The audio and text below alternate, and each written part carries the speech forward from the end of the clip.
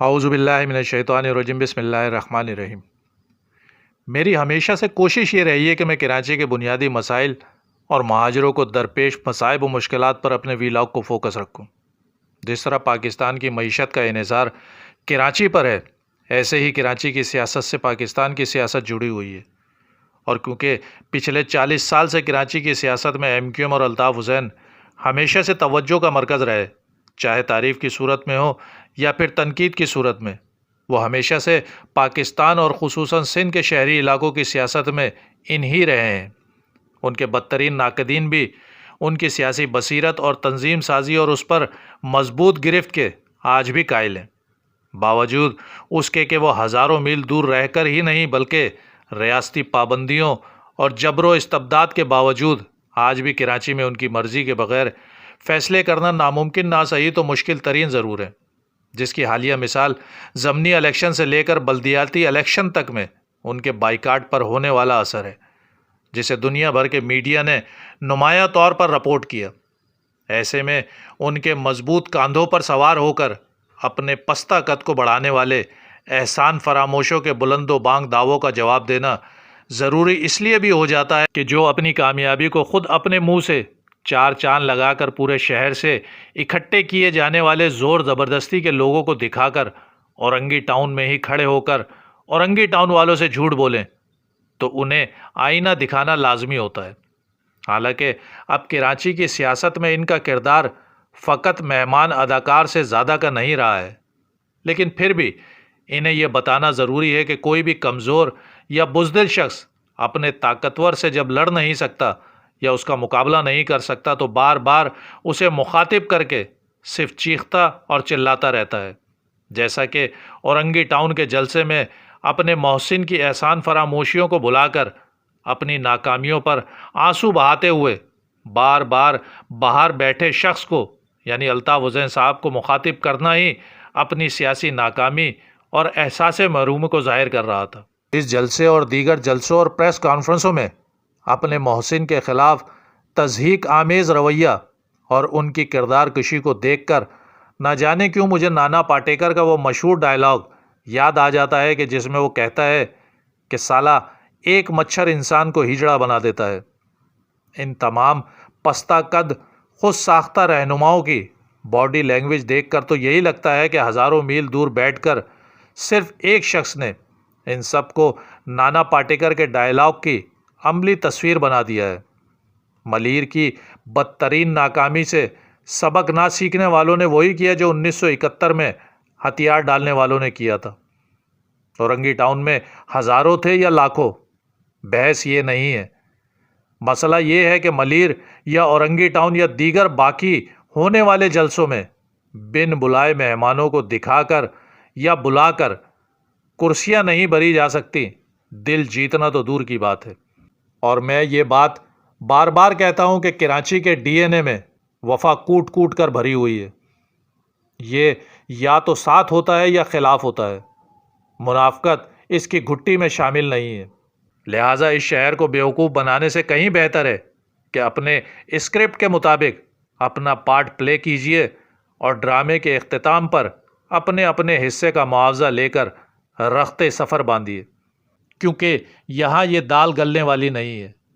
میں کراچی کی سیاست کو اس وقت سے دیکھ رہا ہوں اور کور بھی کر رہا ہوں کہ جب یہاں بشرا زیدی اور سلمی عصمہ کے بعد لسانی سیاست اپنے عروج پر تھی۔ یہ شہر جس کی تربیت میں کسی کو گالی دینا نہیں تھا، گولی چلانا تو بہت دور کی بات ہے، یہاں کبھی حالات خراب ہونے پر صرف ایک لالو کھیت یعنی لیاقت آباد اس حوالے سے پہچانا جاتا تھا کہ جہاں رد عمل میں پتھراؤ یا توڑ پھوڑ کی جاتی تھی، باقی پورا کراچی اپنے اوپر ہونے والے کسی ظلم یا جبر پر پرامن احتجاج بھی نہیں کرتا تھا۔ لیکن دنیا نے دیکھا کہ جب بشرا زیدی، سلمی عصمہ اور قصبہ علی گڑھ جیسے بدترین حادثات اور سانحات نے جنم لیا تو پھر یہی شہر اپنے دفاع کے لیے نہ صرف متحد و منظم ہوا بلکہ ایک پلیٹ فارم پر جمع ہو کر باقی قومیتوں اور جماعتوں کو واضح پیغام بھی دیا کہ اب بس بہت ہو گیا، انف از انف، اب مہاجروں کے ساتھ ریڈ انڈین والا سلوک برداشت نہیں کیا جائے گا۔ اور اس میں کوئی شک نہیں کہ یہ طاقت اور ہمت ایم کیو ایم اور مہاجروں میں پیدا کرنے والے آفاق احمد اور عامر خان تھے۔ جو لوگ ایم کیو ایم کی ابتدائی سیاست سے واقف ہیں یا اس وقت کے حالات کے عینی شاہد ہیں، وہ جانتے ہیں کہ اس شہر کے مختلف علاقوں میں دیگر قومیتوں کی بدماشی تھی۔ جیسے کہ عثمان آباد میں بڑے بڑے ٹرالر رکھنے والے میاں والیوں کی کھلی بدماشی ہوتی تھی، جیسے کہ ٹرانسپورٹ پر پشتون قومیت کے لوگ غنڈہ گردی کیا کرتے تھے۔ ایسے ہی نارتھ ناظم آباد کے علاقے بلاک ایم میں بلوچ پلازا، جو کہ رہائشی فلیٹ تھے جس پر بلوچوں نے قبضہ کر کے وہاں کی آبادی کو ہراساں کیا ہوا تھا، ایسے ہی گرین ٹاؤن اور اس سے ملحقہ علاقوں میں پنجابیوں کی دادا گیری تھی۔ غرض مہاجر اپنے اپنے علاقوں میں بھی ڈر کر اور سہم کر رہا کرتے تھے۔ وجہ ان کی بزدلی نہیں بلکہ تربیت اور کلچر تھا۔ لیکن پھر ایم کیو ایم اور اس میں موجود ان دو افراد نے اس شہر کو حوصلہ دیا، عزت سے جینے اور رہنے کا ڈھنگ سکھایا۔ یہی وجہ تھی کہ ایم کیو ایم میں الطاف حسین صاحب کے بعد اگر کسی سے کارکنان محبت کرتے تھے تو وہ یہی دونوں شخصیات تھیں۔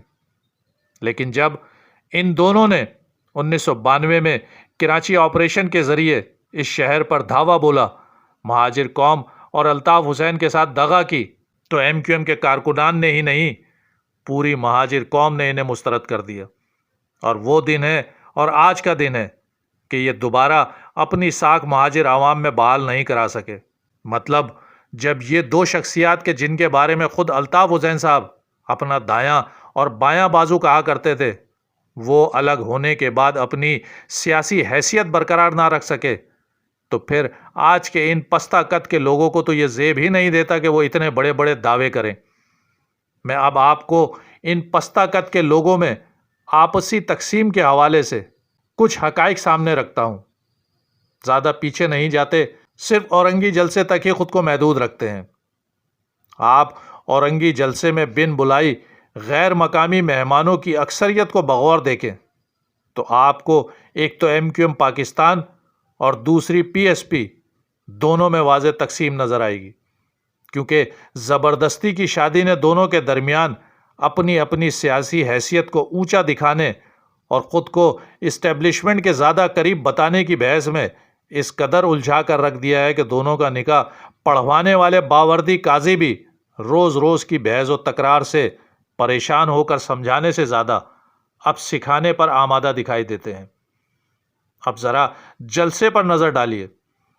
صرف دو مرکزی قائدین، جن میں خالد مقبول صدیقی صاحب اور مصطفیٰ کمال صاحب کی تقاریر کا دورانیہ دیکھ لیجئے۔ آپ کی سمجھ میں خود آ جائے گا کہ جس ہنڈیا کا ذکر برسوں پہلے کیا گیا تھا کہ بیچ چوراہے پر پھوٹے گی، اسے عملی طور پر کراچی والوں نے پھوٹتے خود اپنی آنکھوں سے بھی دیکھ لیا۔ پی ایس پی کے سربراہ مصطفیٰ کمال صاحب کی ڈائس پر آمد پر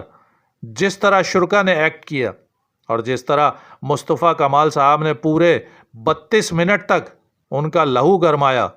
وہ جذبہ اور جنون نہ جانے کیوں صرف 9 منٹ کی مختصر ترین تقریر کرنے والے ایم کیو ایم پاکستان کے کنوینر کے لیے نظر نہیں آیا۔ اور نہ صرف تقریر کا دورانیہ کم رہا، بلکہ جوش و جذبہ تو ایک طرف، بن بلائے غیر مقامی مہمانوں نے دوران تقریر ہی اٹھ کر جلسے سے باہر جانا شروع کر دیا۔ شاید بن بلائے شرکا کو ہدایت ہی پی ایس پی کی جانب سے یہی کی گئی تھی، اور اسی حقیقت کو بے نقاب کرنے ہماری ایک معروف یوٹیوبر نجم زہرا جلسے میں کوریج کے لیے گئی تھی، جنہیں دیکھ کر بھائی لوگ طیش میں آ گئے اور اپنی تہذیب اور تربیت کا بھی پاس نہیں کیا، اور نجم زہرا کے ساتھ نہ صرف بد زبانی کی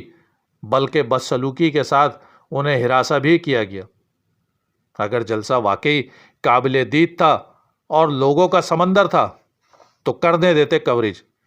کیوں روکا گیا انہیں؟ اس کا مطلب ہے کہ آپ نے اپنی شکست کو تسلیم کر لیا۔ اور اب چلتے چلتے ایک بات اور، جو محترمہ نسرین جلیل صاحبہ نے فرمایا کہ کلفٹن سے اورنگی کا کرایہ کتنا ہے،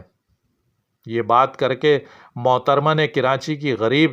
اور مڈل کلاس آبادی جو کہ کبھی ان کی ووٹر سپورٹر تھی، اس کے ان زخموں پر نمک چھڑکا ہے کہ جو ان کے دیے ہوئے ہیں۔ جن مسائل کا ذکر محترمہ نے کیا ہے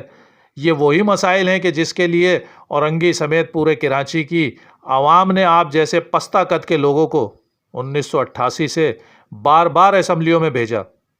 لیکن ان کے مسائل تو وہیں کے وہیں رہے۔ ہاں البتہ آپ کے وسائل اور بینک بیلنس میں اضافہ ہوتا چلا گیا۔